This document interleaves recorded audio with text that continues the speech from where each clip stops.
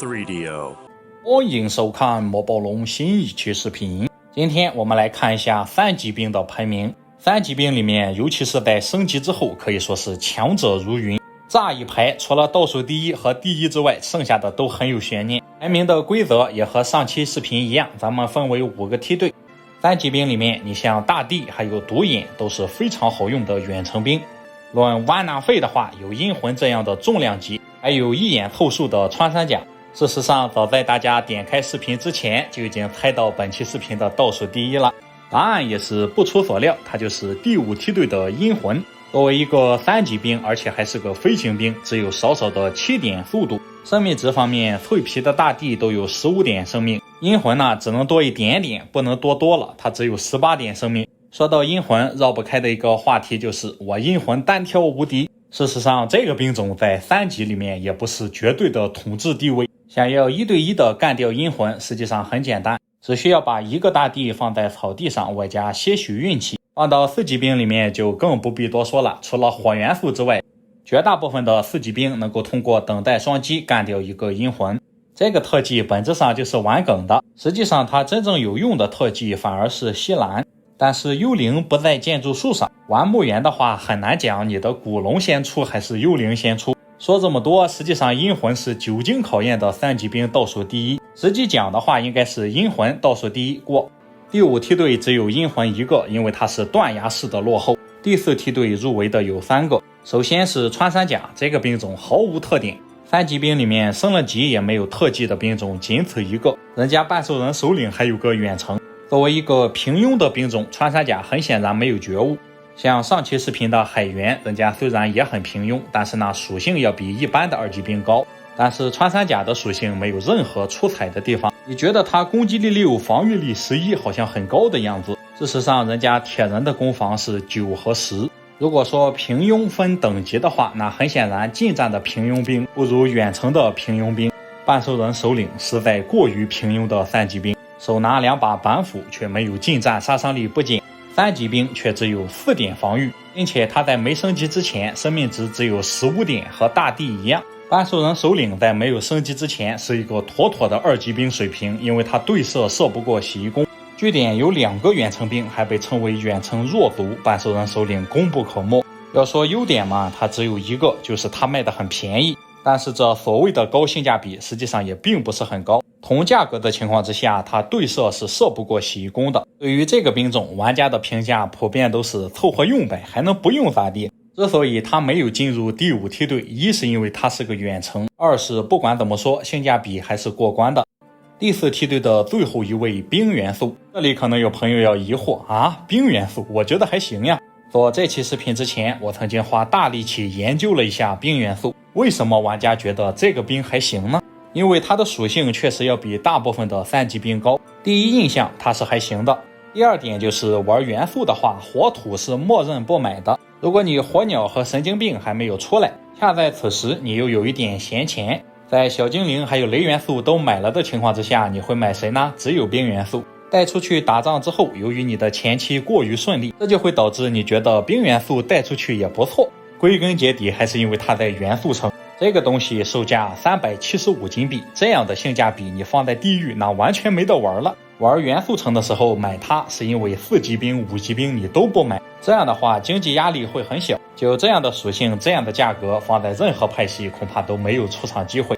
可能有一些新手对性价比并不敏感，我就说一个参照物，一个法爷卖350金币，也就是元素城能够容忍这样的兵种了。换句话来说，同族的土元素和火元素还不如人家冰元素呢。那么有没有一个既物美又价廉的东西呢？那毫无疑问就得是咱本期视频里的神奇小鹿双面承托护颈枕。前2天跟兄弟出去玩，他问我咋还自带枕头，我说这神奇小鹿的双面承托护颈枕可不一般，科学的分区加上升级太空记忆棉，是真的能动态贴合我的脖子，不管怎么翻滚都睡得很踏实，醒来不仅精神饱满，肩颈还特别轻松，关键价格只要188，比我之前买过大几百的枕头都好睡，性价比没得说。我以前的枕头睡着睡着就往下滑，脖子这一块完全是空的，肌肉一直绷着，睡再久也感觉肩颈酸软没有精神，时间长了还怕影响到颈椎健康。小鹿就专门设计了科学分区，高矮两边还都做了延长枕舌，刚好贴合脖子，顶起颈椎，像我喜欢侧躺玩手机，肩膀也没有被挤压的感觉。特别累的时候，我就喜欢睡有凸点的这边，不会隔，很自然的帮我按压穴位，白天再困一觉就能补回来。2.0 版本的太空记忆棉会自适应回弹到头颈最适合的位置，分解压力的效果要比普通枕头好很多，放松下来困意也来得特别快。我明显感觉换了这个枕头之后，睡眠质量高了，精神状态气色都好了很多。所以给爸妈也买了2个，他们枕头好多年没换了，睡这个更舒服也更健康。枕套摸上去丝滑透气，拆洗也方便，而且有2款枕型4种高度，能够适配大部分人的身形。现在领券会送精美眼罩，保价大促还有运费险，2年内开裂变形免费换新，真的很推荐大家试试，睡个好觉。到了接下来的第3梯队，这些兵种就能称作好用了。首先是海盗，这个兵种实际上非常的拧巴。为什么说它拧巴呢？因为它作为一个远程兵，升了级之后，在近战杀伤力不减的同时，加上了一个不受反击。本身它还是个小脆皮，而且呢弹药量只有4发，和没有升级的海贼相比，这个升级和不升级没有什么大的区别。尽管它被叫做小大地，但是大家只要玩港口的时间足够长，还是能够感觉出海盗的别扭的。海盗的升级版本皇家海盗也是一个重量级，不仅卖的非常昂贵，而且升级的建筑也很贵。这个兵种和冰元素一样，很善于伪装，因为港口出使的海盗数量非常的多，有4到7个。如果和壁垒一样，开局只带2到4个海盗的话，你就能感觉出它的无力感了。生命值低，弹药少，非常烧钱，都是它的缺点。但毕竟比半兽人首领强得多，是一个合格的远程兵，放第3梯队。接下来这个是一个决战兵种，但是它依然有资格在第3梯队。它和战斗矮人不一样，虽然速度都很慢，但是它并不单单只是一个后期决战兵种。无数次的塔楼小图经验告诉我们，塔楼之所以还有打小图的可能，就是因为有铁人的存在。另外就是它的5点速度实际上是不脱离主力部队行动距离的，因为大丢丢也是5速，和铁人一样，并且铁人的战斗力绝对值得保障，它和4级兵火元素的战斗力几乎相同。知道铁人的朋友总是得尊敬的叫他一声雪山拳王。无论是守城还是野战，铁人总是会给你带来亮眼的表现。深渊号角可以直接跳过法师建造神怪，如果是原版的话，你卡在法师塔动不了，你只能升级铁人，那个时候可以说铁人就是塔楼最大的核心。前面的第3梯队海盗和铁人，他们优点和缺点都很明显。接下来就是第2梯队，第1位是皇家施救，这是一个鹰3里面的完美3级兵，在他身上你找不到任何缺点，要属性有属性，要速度有速度，要性价比，人家卖的也不贵。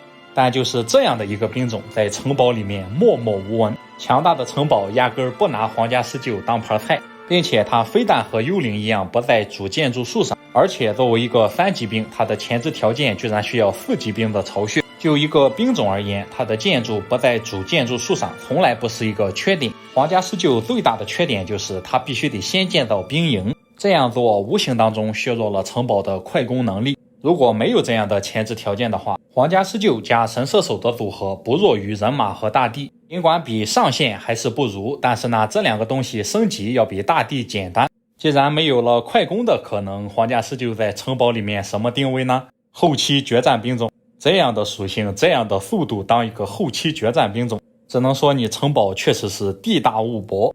下一位独眼，这里可能有很多朋友会奇怪，UP主你不是就喜欢眼哥吗？你这排名咋还把它排到第4了呢？问题就出在这里，斜眼是好样的，独眼不是。如果都是没有升级的版本的话，斜眼恐怕只有独营可以和他掰手腕，但要是论稳定程度，那绝对是3级兵的第1名。问题就出在这里，咱比的是升级版本，升级之后龙营提速了，单头犬变3头犬，人家大地也会双发了，而我们的眼魔同志只是提升了1点攻防和2点速度，并且这个兵种建筑条件极其苛刻，卖得非常贵。要不是因为它在地下城市当之无愧的核心，我高低得排在皇家施救后面。但即使是升级长残了，它排在第4名也没有争议。论核心程度，它比皇家施救强；论可靠性、战斗力，它也比海盗厉害。剩下的阴魂之流更是泛泛之辈，不值一提。咱们的眼哥同志，无论是自己带着还是作为野怪出现，都非常的强。之前我曾经做过一期弓箭手该出肉还是出输出的视频，最终结论是，综合来看，洗衣弓强于神射手，大地强于斜眼，后来我想明白一件事情，人家大帝是什么人呀？和他比性价比，那着实是想不开。斜眼应该拿来和海盗比较，这样一比的话，是不是感觉斜眼更厉害一点呀？说实话，斜眼仅仅凭借着属性排到第4已经很不容易了，因为前3名那更是妖魔鬼怪。第3名地狱三头犬，在地狱强如火蝶恶魔之流，在各自的等级兵种里面都不一定排到前3，但是你无论怎么排，地狱三头犬它总是能进前3的。论灵活度，人家不受反击，外加 AOE 速度有8点。论战斗力，3级兵里面没有任何一个能够在同等价格情况之下打赢地狱三头犬。这里可能有朋友要说了，那同等周产呢？你是故意找茬是不是？是的，它最大的短板就是周产。不过好在设计师好心的给他安排了一个兵种增产建筑，本来10个增产3个，一周13个也说得过去。玩地狱就一句话，只要火蝶发起进攻，一切都会好起来。如果你造不出火蝶呢？那这个时候地狱三头犬就成了核心里的核心，没有它的话，再造不出火蝶，我不知道这个地狱该怎么玩。整体实力不差，在某些情况之下也是地狱的核心。第3名实至名归。第2名龙营，首先它作为一个3级兵，周产8个，数量很多。其次它的速度有13点，1到6级兵里面最快的兵种。攻击的时候附带终极虚弱无力，并且驱散有益魔法，削弱外加10点防御。尽管龙营的生命值只有20点，但是出奇的肉。无论是毒营还是龙营，有一个巨大的优势，那就是玩要塞的时候，只要前期养步得当，你的主将几乎是开局就带着终极后勤学。这就是要塞的恐怖程度，它的扩张速度根本不输于据点，论速度也就慢于原版的元素和不缺木头的壁垒。